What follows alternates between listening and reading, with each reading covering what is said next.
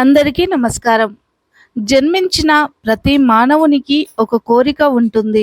అదేమిటంటే అతను జీవించి ఉన్నప్పుడు ఈ లోకంలోని అన్ని భౌతిక సుఖాలను అనుభవించాలని, అలాగే మరణించిన తర్వాత మోక్షాన్ని పొందాలని కోరికగా ఉంటుంది. కానీ మనలో చాలామంది ఎల్లప్పుడూ దుఃఖిస్తూనే ఉంటారు. మరి కొంతమంది ఎల్లప్పుడూ అధర్మపు కార్యాలను చేస్తూ ఉంటారు. ఇలాంటి వారికి జీవించి ఉన్నప్పుడు సుఖం, మరణించిన తర్వాత మోక్షం రెండూ లభించవు. శివ పురాణంలో ఎలాంటి వారికైనా మోక్షం లభించే 10 ముఖ్యమైన విషయాలు చెప్పడం జరిగింది. ఈ 10 విషయాలు ఎవరైతే పాటిస్తారో వారికి తప్పకుండా మోక్షం లభిస్తుంది. మరి ఆ 10 విషయాలు ఏమిటో ఇప్పుడు మనం ఈ వీడియోలో పూర్తి వివరంగా తెలుసుకుందాం. దయచేసి వీడియోను పూర్తిగా చూడండి. అలాగే ఈ వీడియోకి ఒక లైక్ చేయడం మాత్రం అస్సలు మర్చిపోవద్దు. అందులో మొదటిది ధనాన్ని సంపాదించడం.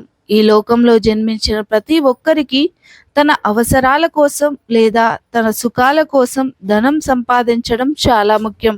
శివ పురాణం ప్రకారం మానవులు ఎల్లప్పుడూ ధర్మబద్ధంగా మాత్రమే ధనాన్ని సంపాదించాలి. అలా సంపాదించిన ధనాన్ని 3 భాగాలుగా విభజించాలి. అందులోంచి మొదటి భాగాన్ని సంపదని వృద్ధి చేసుకోవడానికి ఉపయోగించుకోవాలి. ఇక రెండవ భాగాన్ని ధార్మికమైన కార్యాలకు అంటే దానం చేయడానికి, పుణ్యకార్యాలు చేయడానికి ఉపయోగించుకోవాలి. ఇక మూడవ భాగాన్ని మన నిత్య అవసరాల కోసం వాడుకోవాలి. వాటితోనే అన్ని అవసరాలు తీర్చుకోవాలి. ఇక రెండవది కోపాన్ని వదిలివేయాలి. మానవుడు కోపాన్ని త్యాగం చేయాలని శివపురాణంలో చెప్పడం జరిగింది. మానవులు ఎప్పుడూ కూడా కోపాన్ని చూపించకూడదు. అలాగే ఎదుటి వారికి కోపాన్ని తెప్పించే మాటలు కూడా మాట్లాడకూడదు. తన కోపమే తన శత్రువుగా మారుతుంది.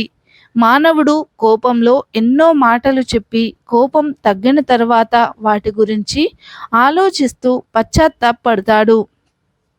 ఒక ధనస్సు నుండి విడిచిన బాణం ఎలాగైతే వెనక్కి రాదో అలాగే నోటి నుండి మాట్లాడిన మాట ఎప్పుడూ కూడా తిరిగి రాదు. అందుకే ఎప్పుడూ కోపాన్ని చూపించవద్దు. అలాగే కోపాన్ని కలిగించే మాటలు కూడా మాట్లాడవద్దు. కోపం వల్ల మానవుని వివేకం నశిస్తుంది. వివేకం నశిస్తే మన జీవితం మొత్తం కష్టాలే కలుగుతాయి. మంచి చెడు అనే విచక్షణ కోల్పోతాం. ఇక మూడవది భోజనం, ఉపవాసం. ఎలాగైతే ఒక మానవునికి భౌతిక శరీరానికి భోజనం వల్ల శక్తి లభిస్తుందో అలాగే ఉపవాసం ఉండడం వల్ల శరీరంలో ఒక శక్తి ఉత్పన్నమవుతుంది. అందుకే ప్రతి మానవుడు వారంలో ఒక్కరోజు తప్పకుండా ఉపవాసం ఉండాలి.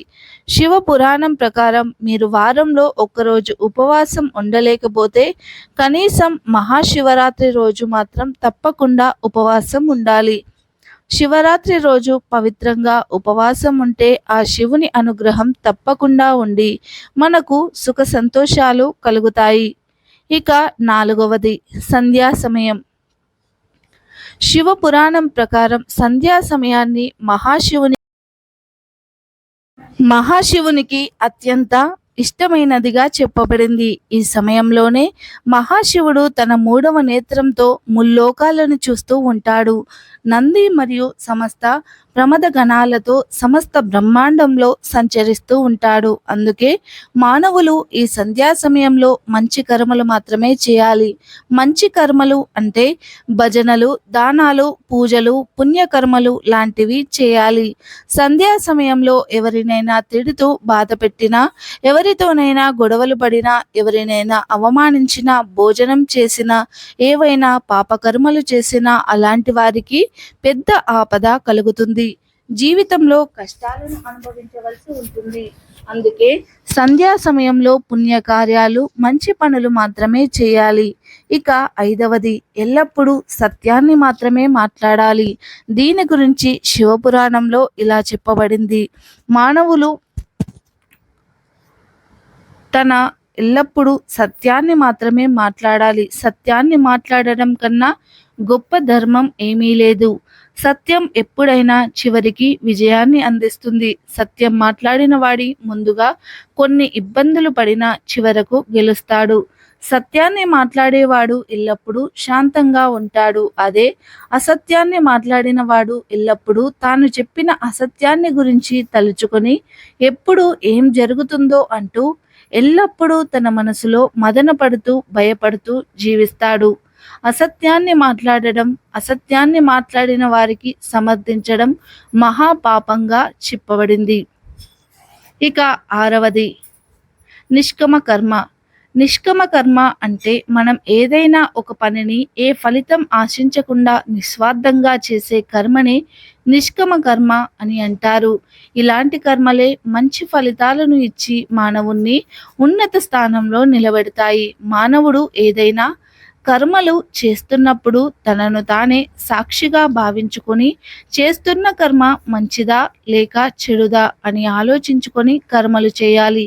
మానవుడు తాను తప్పు చేస్తూ నన్ను ఎవరూ చూడడం లేదు అని అనుకుంటారు. కానీ ఆ భగవంతుడు ఎల్లప్పుడూ మనల్ని చూస్తూనే ఉంటాడు అనేది మనం ఎప్పుడూ గుర్తుంచుకోవాలి. మానవుడు కేవలం కర్మలు మాత్రమే చేయాలి. దాని ఫలితాన్ని అస్సలు ఆశించకూడదు.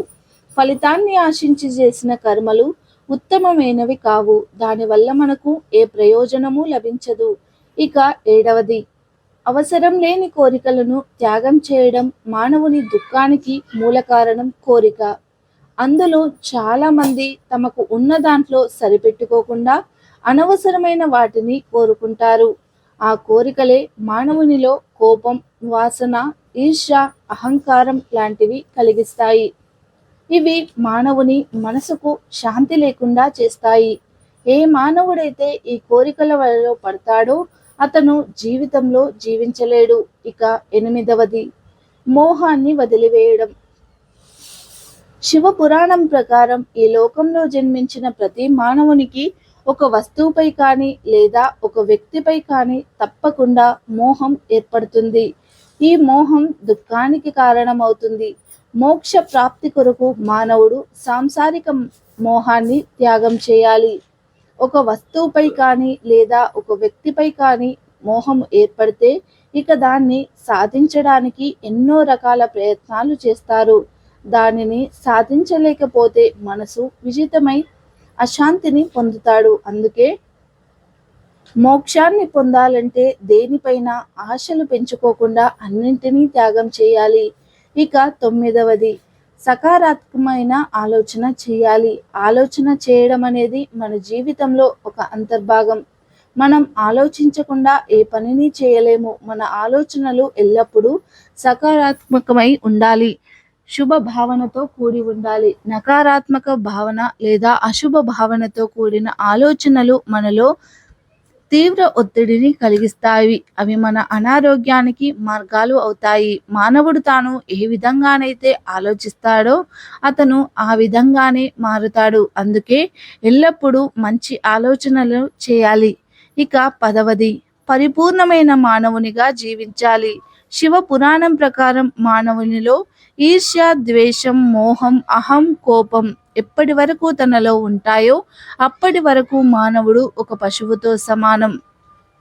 మానవుని మనసు అతి చంచలమైనది. మానవుడు తనలో ఉన్న ఈర్ష్య, ద్వేషం, కోపం, మోహం లాంటివి ఎప్పుడైతే వదిలేస్తాడో అప్పుడే ఒక పరిపూర్ణమైన మానవునిగా మారి మోక్షాన్ని పొందగలరు. ఈ లక్షణాలను వదిలివేయాలంటే వైదిక కార్యాలు, భజనలు, ధ్యానం లాంటివి చేయాలి. ఇవే మానవునికి పరమ సుఖాన్ని కలిగిస్తాయి. చూశారు కదా. మీకు కనుక ఈ వీడియో నచ్చితే జై శ్రీకృష్ణ అనే ఒక చిన్న కామెంట్ చేయండి. ఇలాంటి మరిన్ని వీడియోస్ కోసం ఇప్పుడే మా ఛానల్ని సబ్స్క్రైబ్ చేసుకోండి. పక్కనే ఉన్న బెల్ ఐకాన్ని ప్రెస్ చేయండి. మా వీడియోకి ఒక లైక్ చేయండి. అలాగే ఈ వీడియోని షేర్ చేయండి. జై శ్రీకృష్ణ.